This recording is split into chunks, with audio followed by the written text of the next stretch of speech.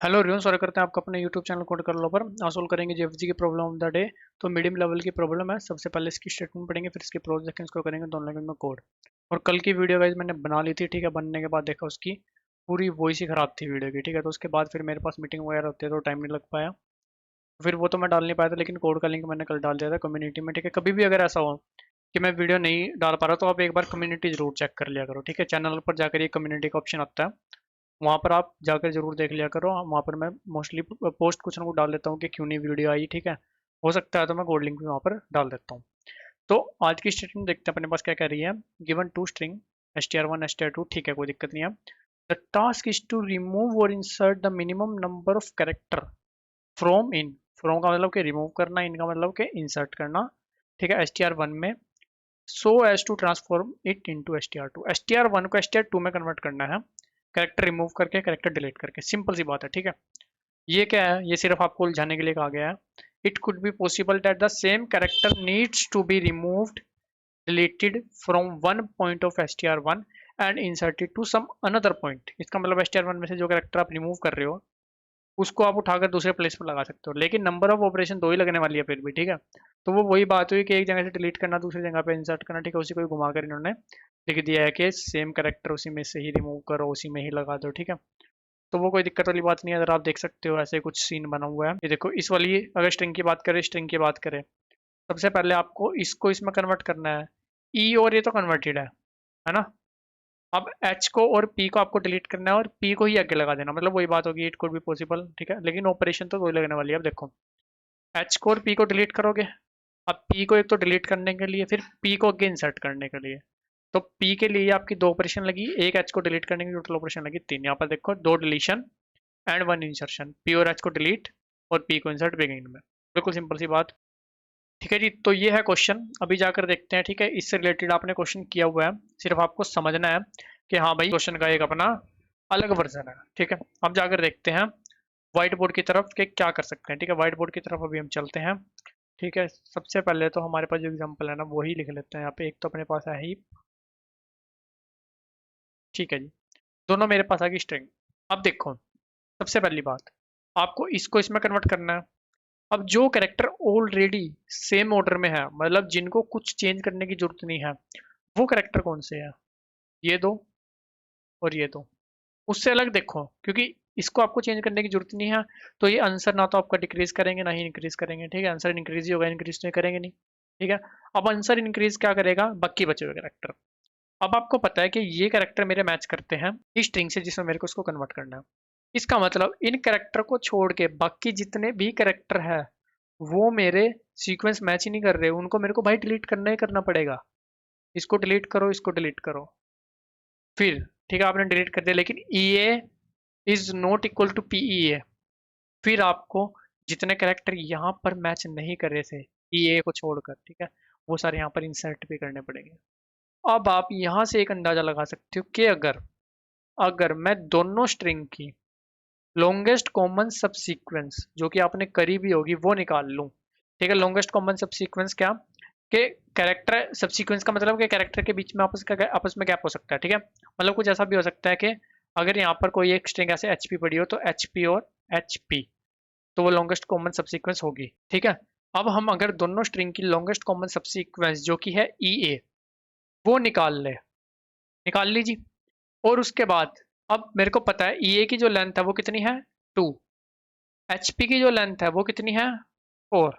इसका मतलब एचपी में से मेरे को कितने कैरेक्टर डिलीट करने पड़ेंगे, दो। सिंपल सी बात, एचपी में से दो कैरेक्टर आप डिलीट करोगे, अब आपके पास एचपी के अंदर क्या बचा? सिर्फ लॉन्गेस्ट कॉमन सब सीक्वेंस। अब आपको यहाँ पर लॉन्गेस्ट कॉमन सब सीक्वेंस को छोड़ के बाकी कैरेक्टर देखने हैं जो कि आपको एचपी में इंसर्ट करने पड़ेंगे। मतलब लॉन्गेस्ट कॉमन सब सीक्वेंस की लेंथ 2, जो दूसरी स्ट्रिंग है पी है उसकी लेंथ 3। मतलब हमें एचपी वाली स्ट्रिंग में जिसमें से एचपी रिमूव किया वहां पर कितने करेक्टर और डालने पड़ेंगे? एक करेक्टर और। दोनों को सम कर दो, आपका आएगा आंसर, ठीक है। मतलब आपको simple longest common sub sequence की लेंथ निकालनी है।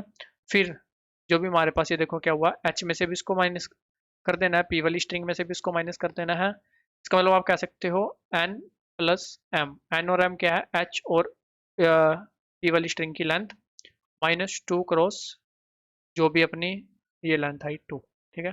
7 - 4 3 आ जाएगा आपका आंसर। टू क्रॉस क्यों करा? क्योंकि उसको आपको स्ट्रिंग में से भी माइनस करना है, स्ट्रिंग में से माइनस करना है, इसलिए सीधा टू क्रॉस कर दिया, ठीक है, इसलिए सीधा टू क्रॉस कर दिया। अब बारी आती है लॉन्गेस्ट कॉमन सब सीक्वेंस निकालने की। तो को आप में से आती भी होगी, लेकिन हम सिंपल सिंपल टेबुलेशन मेथड, ठीक है, उसके लिए रिकर्सिव वगैरह भी समझने की जरूरत नहीं है, टेबुलेशन ही बड़ा ईजी है उसका, ठीक है, आपको वहीं से समझ में आ जाएगा। देखो सिंपल सा स्ट्रिंग है HEAP एंड PEA, सिंपल सी बात, ठीक है। हम सिंपल क्या करेंगे, चलो जी, ठीक है जी, एन एम ये हो गया इनके साइज, M+1 और M+1 की एक मैट्रिक्स बना लेंगे, ठीक है, 1 2 3 4, ठीक है, M3 N तो 1 2 3, ठीक है, ये बन गई हमारे पास N+1 और M+1 की एक मैट्रिक्स, ठीक है। अब N+1 और M+1 की क्यों बनाई, हम यहाँ हीप को यहाँ पर मानेंगे कि हीप यहाँ पर है, PEA को यहाँ पर मानेंगे कि वो यहाँ पर है, यहाँ पर हम मानेंगे अगर ये वाली स्ट्रिंग या ये वाली स्ट्रिंग ना लो, ठीक है, इसमें कोई कैरेक्टर ही ना हो तो कैंसर होगा। अब देखो लॉन्गेस्ट कॉमन सब सीक्वेंस की लेंथ बताएगा ये, अगर दोनों के अंदर कोई कैरेक्टर ही नहीं है तो लेंथ कितनी, 0। अगर दूसरी स्ट्रिंग के अंदर खाली PP है लेकिन पहली स्ट्रिंग के अंदर कुछ नहीं है तो लेंथ 0, पहली स्ट्रिंग के अंदर कुछ नहीं है लेंथ 0, लेंथ 0, ठीक है। सिमिलरली दूसरी स्ट्रिंग के अंदर कुछ नहीं है तो लेंथ 0 0 0 0, बिल्कुल सिंपल सी बात, ये आपको 0 0 फिल कर लेनी है, सिंपल सी बात हुई। उसके बाद चलो जी, उसके बाद हमारी जो प्रोसेसिंग शुरू होती है वो होती है यहाँ से कि भाई हम आ गए अब कैरेक्टर पर, ठीक है। सबसे पहले आए हम H पर, ठीक है, आई मेरा क्या हुआ 1, J मेरा क्या हुआ 1, H और P क्या मैच करते हैं भाई, H और P तो मैच नहीं करते, ठीक है, मैच नहीं करते तो सिंपल सा हमें क्या करना है, या तो H से पीछे वाले कैरेक्टर जो है, ठीक है, अब H तो मैच नहीं कर रहा तो H से पीछे तक का जो आंसर आ रहा था या फिर P से पीछे तक का जो आंसर आ रहा था, ठीक है। अब H से पीछे तक का जो सेल बनेगा वो क्या बनेगा, अभी आप इस सेल पर हो, H से पीछे तक का जो कैरेक्टर होगा उसके लिए सेल बनेगा ये, से पीछे वाले कैरेक्टर का सेल क्या बनेगा ये, ठीक है। तो दोनों सेल पर आप देखोगे जो भी दोनों सेल में से मैक्सिमम आंसर होगा उसको ले लोगे, क्योंकि आपका कैरेक्टर तो मैच नहीं कर रहा, मतलब लॉन्गेस्ट कॉमन सब सीक्वेंस जो है उसकी लेंथ तो आपकी बढ़ नहीं रही, तो लेंथ बढ़ नहीं रही लेकिन पहले तक का जो आंसर था कि H और P को तो मारो गोली, उससे पीछे तक का जो आंसर था भाई अभी उसको ले लो, ठीक है। तो इन दोनों में से मैक्सिमम क्या अभी 0 ही है, इसका मतलब अभी तक मेरे पास कुछ भी लॉन्गेस्ट कॉमन सब सीक्वेंस की लेंथ आई नहीं है। H और E क्या मैच करता है, नहीं, इन दोनों में से जो भी मैक्सिमम है उसको ले लो। H और A क्या मैच करता है, नहीं, इन दोनों में जो मैक्सिमम उसको ले लो, ठीक है। बारी आएगी किसकी, E की, E और P मैच क्या करता है, नहीं, इन दोनों में से 0, E और E मैच करता है, मैच कर गया, इसका मतलब लॉन्गेस्ट कॉमन सब सीक्वेंस में 1 तो प्लस होने वाला है।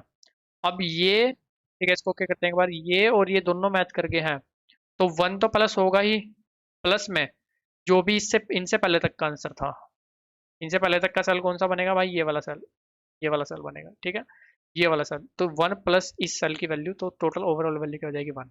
आप देखो H E और PE में से लॉन्गेस्ट कॉमन सब्सिक्वेंस सिर्फ क्या है, E, तो 1 ही इसका आ रहा है अपना आंसर, ठीक है। थोड़ा सा इसको अभी रेज कर लेते हैं तो यहाँ पर आ जाएगा 1। तो E और A क्या मैच करता है, नहीं, लेकिन इस और इसमें से मैक्सिमम क्या है 1, ठीक है। अब आप देखोगे कि H और E और PEA इस सेल का आंसर क्या आ रहा है भाई 1, जो इंडिकेट करता है कि हाँ इनमें से E और E आपस में मैच करता है, बाकी कुछ मैच नहीं करता, सिंपल सी बात, ठीक है। चलो आए A पर, A और P मैच क्या करता है, नहीं, 0, A और E मैच करता है क्या, नहीं, लेकिन 1 आ जाएगा इन दोनों में से मैक्सिमम।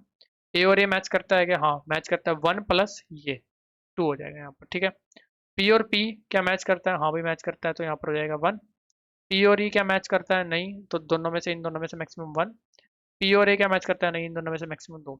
तो जो भी सेल की वैल्यू होगी वो क्या होगी आपकी लॉन्गेस्ट कॉमन सबसीक्वेंस। उसके बाद आपको सिर्फ क्या करना है, n की जो वैल्यू थी मतलब 4 प्लस m की जो वैल्यू थी 3 माइनस 2 गुणा जो भी है इस सेल की वैल्यू है 2, आपके पास 3 आ जाएगा आंसर। इसको सिंपल कर देना रिटर्न, बिल्कुल सिंपल सा एक काम है। टाइम कॉम्प्लेक्सिटी क्या लगेगी, n+1 क्रॉस m+1 की मैट्रिक्स बनाएंगे, ठीक है, तो ऑफ n क्रॉस m ही कहेंगे उसको, ये लगेगा आपका टाइम, और इसको ही फिल करेंगे और उसको ही यूज़ करेंगे, ठीक है। तो टाइम और स्पेस दोनों सेम लगने वाला है।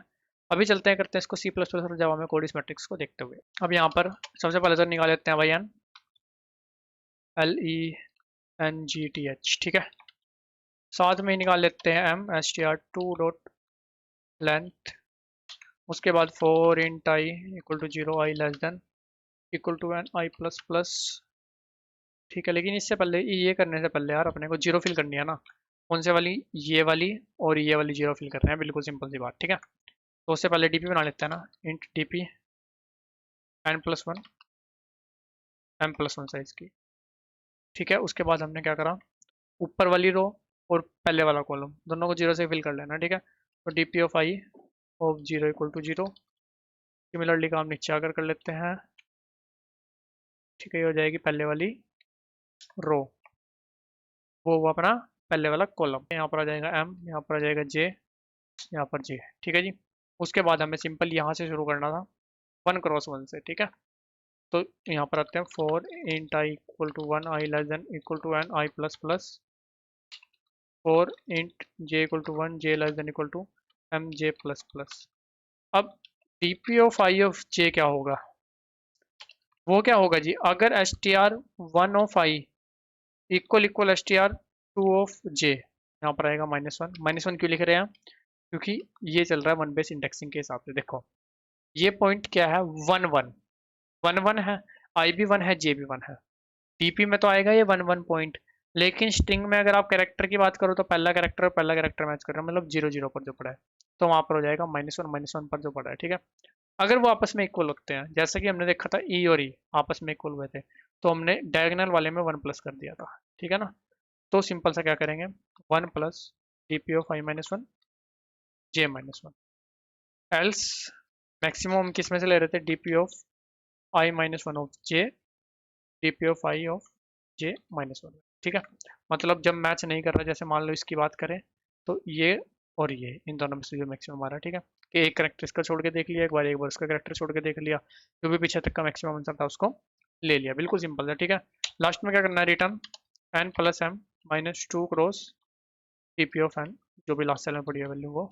अब एक बार इसको चला कर देख लो। ठीक है, बहुत ही छोटा कोड है, कोई बहुत बड़ा कोड हमने नहीं लिखा है। ठीक है, इसलिए सीधा टेबुलेशन किया है क्योंकि बिल्कुल आसान है। एक बार सबमिट करते हैं इसको, ये सबमिट होता है तो सेम कोड करेंगे अपना जावा में। ठीक है, ये वो अपना सबमिट चलते हैं जावा कोड की तरफ। यहाँ पर भी सेम काम करना है जी। एन क्या आ जाएगा, h t r 1 dot length. ठीक है, एम क्या आ जाएगा जी, h t r 2 dot length. हो गया जी, उसके बाद int D P 2x2 size की बना लेंगे, new int n+1 m+1 size की बन गई जी। उसके बाद four int I equal to 0 I less than equal to N I plus plus D P of I of 0, ये नहीं आएगा, यहाँ पर 0 आएगा, इक्वल टू हो गया 0। यहाँ पर आ जाएगा ये फर्स्ट रो फर्स्ट कॉलम को 0 से फिल करा है और कुछ नहीं करा है। यहाँ पर आ जाएगा m, यहाँ पर j, यहाँ पर भी j। उसके बाद 1x1 से ट्रेवर्स करना शुरू करो, और int I equal to 1 i less than equal to N I plus plus, और int j equal to 1 j less than equal to m j plus plus. ठीक है, DP of I of j क्या होगा जी, अगर s t r dot char at i equal equal होता है s t r 2 dot char at j. ठीक है, एस टी आर 1 लिख देते हैं यहाँ पर। ठीक है जी, अगर इक्वल इक्वल हो जाता है तो simple 1 plus D P of i -1 of j -1, वरना फिर math dot maximum of d P of i -1 of j, या फिर d P of I of j -1 में जो मैक्सिमम होगा वो। लास्ट में जाकर रिटर्न क्या करना है, return n+m -2 cross D P of N M, जो लास्ट सेल पर वैल्यू पड़ी होगी वो। एक बार इसको भी आपको चलाकर दिखाते हैं, तो ये रहेगा, तो देख लेंगे, ऐसी कोई दिक्कत वाली बात नहीं है इसमें। ठीक है, वैसे नहीं आना चाहिए। देखो अभी कुछ हमने ना, हो सकता है कहीं पर कुछ गलती करते हो। ठीक है, यहाँ पर देखो इंडेक्स स्ट्रिंग का 0 बेस इंडेक्सिंग के हिसाब से लेना है भाई। ठीक है, तो यहाँ पर -1 आएगा, ये गलती करती थी। अभी देखते हैं, अभी सही चलना चाहिए। ठीक है, सही चल रहा है, एक बार करते हैं इसको सबमिट। और गाइस दोनों कोड का लिंक और अपने लिंक्डइन इंस्टाग्राम का लिंक आपको डिस्क्रिप्शन में मिल जाएगा, तो तुम आज अगर भी आप कनेक्ट कर सकते हो, किसी प्रकार का डाउट है कमेंट सेक्शन में पूछ सकते हो। वीडियो अच्छी लगी तो लाइक सब्सक्राइब भी कर सकते हो। मिलते हैं आपसे अगली वीडियो में, तब तक के लिए धन्यवाद।